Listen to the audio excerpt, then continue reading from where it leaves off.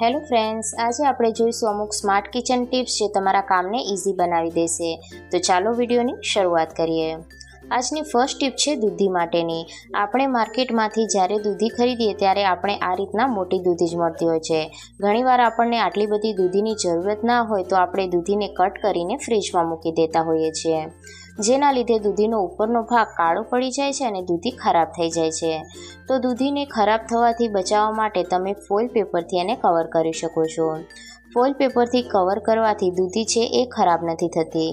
આ રીતે તમે ખીરાને અથવા કાકડીને પણ કવર કરી અને ફ્રીજની અંદર રાખી શકો છો. સવારમાં સૌથી પહેલું કામ હોય છે આપણું બેડ ઠીક કરવાનું, પણ જ્યારે બેડ ઉપર કોઈ પણ બેસે અથવા સૂવે તો પૂરી ચાદર બહાર નીકળી જાય છે, જેના લીધે આપણે એને દિવસમાં 3 થી 4 વખત સરખું કરવું પડે છે. તો આજે એના માટે તમને એક હેક જણાવીશ જેનાથી ચાદર આખો દિવસ નહીં નીકળે. તો ચાદરના જે 4 ખૂણા હોય ત્યાં ચારે બાજુ એક આ રીતના આપણે ગાંઠ લગાવી દેવાની છે. તો આ રીતના અહીંયા ગાંઠ લગાવ્યા બાદ ગાદલા નીચે એને આપણે સ્ટક કરી દઈશું. આ રીતે જો તમે બેડશીટ બિછાવશો તો બેડ છે એ પૂરો દિવસ ખરાબ નથી થતો. તો આ રીતના એને ગાદલાની નીચે રાખી દેવાની છે અને ત્યારબાદ ચાદર છે ચારે બાજુથી આપણે કવર કરી લેવાની છે. તો આ રીતના જો તમે બેડ વસાવશો તો ક્યારે પણ તમારી ચાદર છે એ બહાર નહીં નીકળે અને ચાદરને ઠીક કરવાનો તમારો સમય પણ બચી જશે. નેક્સ્ટ ટીપ છે સ્વિચ બોર્ડની ક્લિનિંગ માટેની. જો કિચનની આજુબાજુ સ્વિચ બોર્ડ હોય તો એ સૌથી વધારે ખરાબ થાય છે, તેમજ એના ઉપર ચીકાશ પણ આવી જાય છે. તો આજે આપણે જોઈશું કે એને સરળતાથી કેવી રીતે ક્લીન કરવી. તો એના માટે અહીંયા એક મેં વેટ વાઇપ લઈ લીધું છે. જે વેટ વાઇપ છે ઇઝીલી આપણી સ્વિચ બોર્ડને ક્લીન કરી દે છે. સ્વિચ બોર્ડની ક્લિનિંગ તમે પાણીથી ના કરી શકો તો એના માટે તમે વેટ વાઇપ યુઝ કરી શકો છો. જો વેટ વાઇપ્સ ના હોય તો નેલ રિમૂવરનો પણ ઉપયોગ તમે કરી શકો છો. સ્વિચ બોર્ડમાં જે જગ્યા પર કાળાશ હોય ત્યાં વેટ વાઇપ્સથી આ રીતના ક્લીન કરી શકો છો. જ્યારે પણ તમે સ્વિચ બોર્ડની ક્લિનિંગ કરો ત્યારે હંમેશા મેઇન સ્વિચ ઓફ કરીને જ ક્લિનિંગ કરવી, જેથી કરંટ લાગવાનો ભય ના રહે. એક સબસ્ક્રાઈબરે કોમેન્ટમાં પૂછ્યું હતું કે સ્વિચ બોર્ડ પરની ચીકાશ કેવી રીતે દૂર કરવી, એટલા માટે આજે તમને આ ટ્રીક જણાવી રહી છું. જો તમારા પણ કોઈ પ્રોબ્લેમ હોય જેનું તમને સોલ્યુશન જોઈતું હોય તો તમે કોમેન્ટ બોક્સમાં જણાવી શકો છો. હું ટ્રાય કરીશ કે વિડીયોમાં તમને એનું સોલ્યુશન આપી શકું. તો તમે જોઈ શકો છો કે આ વેટ પાઇપના લીધે જે સ્વિચ બોર્ડ ઉપરની કાળાશ અને ચીકાશ હતી એ એકદમ ક્લીન થઈ ગઈ છે.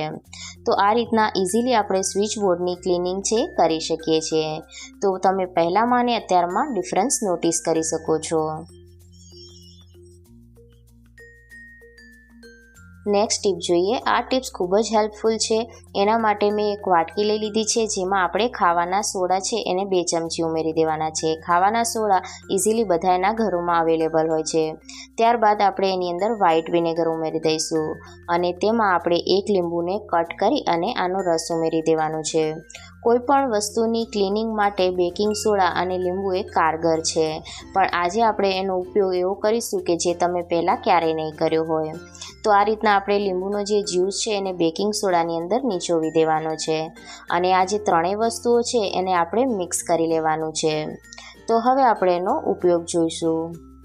વોશિંગ મશીનનો ઉપયોગ આપણે દરરોજ કરતા હોઈએ છીએ, પણ શું તમે વોશિંગ મશીનની બરાબર ક્લિનિંગ કરો છો?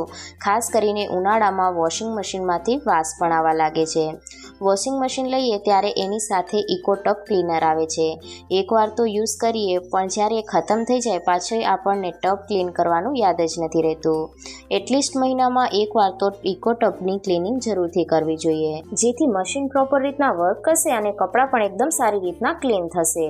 જો તમે બહારથી ટબ ક્લીનર લાવવા ના માંગતા હોય તો આજે આપણે મિશ્રણ બનાવ્યું છે એનાથી પણ તમે ટબને એકદમ સારી રીતના ક્લીન કરી શકો છો. તો જે મિશ્રણ આપણે બનાવ્યું છે એને આપણે જે જગ્યા પર ડિટર્જન્ટ નાખતા હોઈએ એ જગ્યા પર નાખી દેવાનું છે અને ત્યારબાદ આપણે મશીનને ચાલુ કરીએ અને ફંક્શનમાં ઇકો ટબનું મોડ ચૂઝ કરી લેવાનું છે અને ત્યારબાદ આપણે મશીનને ઓન કરી દેવાનું છે. બેકિંગ સોડાના લીધે મશીનની અંદર જેટલી પણ ગંદકી હશે એ બધી ઇઝીલી નીકળી જશે અને લીંબુની મદદથી એની અંદર કોઈ પણ જાતની વાસ નહીં આવે. ડેલી આપણે મંદિરમાં ધૂપબત્તી કરતા હોઈએ છીએ, પણ જે પૂજાનો સામાન હોય જેમ કે અગરબત્તીની સળી, દીવાસળીની સળી, દીવટ તેમજ અગરબત્તીની રાખ, આ વસ્તુઓનો નિકાલ કેવી રીતે કરવો એ આપણને સમજ નથી આવતું. આ વસ્તુને તમે ગમે ત્યાં ફેંકી પણ ના શકો. તો આજે આ વસ્તુનો ઘરે જ નિકાલ કેવી રીતે કરવો એ હું તમને જણાવીશ. તો સૌથી પહેલાં તો તમે મંદિરમાં કોઈ પણ એક ડબ્બો રાખો, જેથી પૂજાની વેસ્ટ સામગ્રીને તમે આની અંદર મૂકી શકો અને જ્યારે આ ડબ્બો ભરાઈ જાય ત્યારે તમે એનો નિકાલ પણ કરી શકો. તો અહીંયા મેં એક માટીનું કોળિયું લઈ લીધું છે. જો તમારી પાસે માટીનું મોટું વાસણ હોય તો તમે એ લઈ શકો છો. મારી પાસે કોઈ મોટું વાસણ નથી એટલે મેં અહીંયા કોળિયાનો ઉપયોગ કર્યો છે. આ કોળિયામાં આપણે પૂજાની જેટલી પણ વેસ્ટ સામગ્રી છે એને મૂકી દેવાની છે. જે દીવાસળીની સળી હોય અથવા અગરબત્તીની સળી હોય એ બધી જ વસ્તુ આપણે એની અંદર મૂકી દઈશું અને ત્યારબાદ કપૂર લઈ એને આ રીતના આપણે તોડી અને કોળિયાની અંદર ઉમેરી દેવાનું છે. કપૂરનો ઉપયોગ આપણે પૂજાની અંદર કરતા જોઈએ છીએ, જેથી દરેકના ઘરમાં એ અવેલેબલ હોય છે. અને હવે દીવાસળીથી એને આપણે સળગાવી લઈશું. કપૂર હોવાથી ઇઝીલી સળગી જશે. એકદમ આપણે અહીંયા 1 થી 2 મિનિટ જેવું લાગશે અને જેટલી પણ સામગ્રી છે એ બધી સળગી અને એકદમ રાખ થઈ જશે. સળગી ગયા બાદ એને આપણે ઠંડુ થવા દઈશું અને જ્યારે એ સળગી જાય ત્યારે તમે એને તુલસીના કુંડામાં ઉમેરી શકો છો. આ રીતે તમે ઘરે જ પૂજાની વેસ્ટ સામગ્રીનો નિકાલ કરી શકો છો.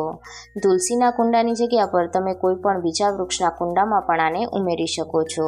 આનાથી ઇઝીલી તમારું ઘર એકદમ ક્લીન રહેશે અને પૂજાની વેસ્ટ સામગ્રીનો નિકાલ પણ થઈ જશે. જ્યારે કોઈ નાના વાસણમાં આપણે લોટ કે કોઈ બીજી વસ્તુ ચાળીએ ત્યારે એ બહાર ઢળે છે. તો એવું ના થાય એના માટે તમે નાની એવી ટ્રીક ફોલો કરી શકો છો. તો જે વસ્તુ પણ આપણે ચાળવી હોય એને આ રીતના એક ગ્લાસમાં લઈ લેવાની અને આ ગ્લાસ છે એ ચાળણી એના ગ્લાસ પર મૂકી દેવાની અને ત્યારબાદ આ રીતના એને ઉલટાવી દેવાનું. ગ્લાસની મદદથી એને ફેરવતા જવાનું અને આ રીતના આપણે લોટ ચાળતા જવાનું. લોટની જગ્યા પર તમે અહીંયા કને બેસન અથવા તો સૂજી પણ ચાળવા માંગતા હોય તો પણ તમે આ ટ્રીક ફોલો કરી શકો છો. તો તમે જોઈ શકો છો કે આ રીતના ચાળવાથી લોટ છે બિલકુલ બહાર પણ નહીં ઢળે અને જે વાસણ હશે એની અંદર જ રહેશે. આજની લાસ્ટ ટીપ માટે એક સ્પ્રે બોટલ લઈ લીધી છે, જેમાં આપણે થોડું વિનેગર ઉમેરી દઈશું.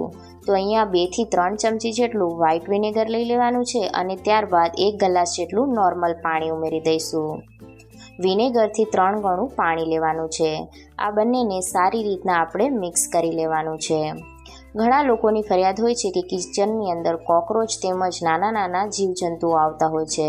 તો તમે આ સોલ્યુશનથી ક્લિનિંગ કરશો તો કિચનમાં કોઈ પણ જાતના કીડા મકોડા નહીં આવે.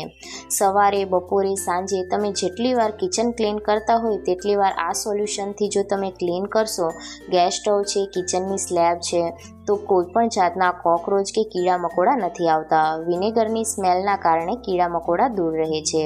જો આજનો વિડીયો હેલ્પફુલ લાગ્યો હોય તો જરૂરથી લાઇક અને ચેનલને સબસ્ક્રાઈબ કરજો.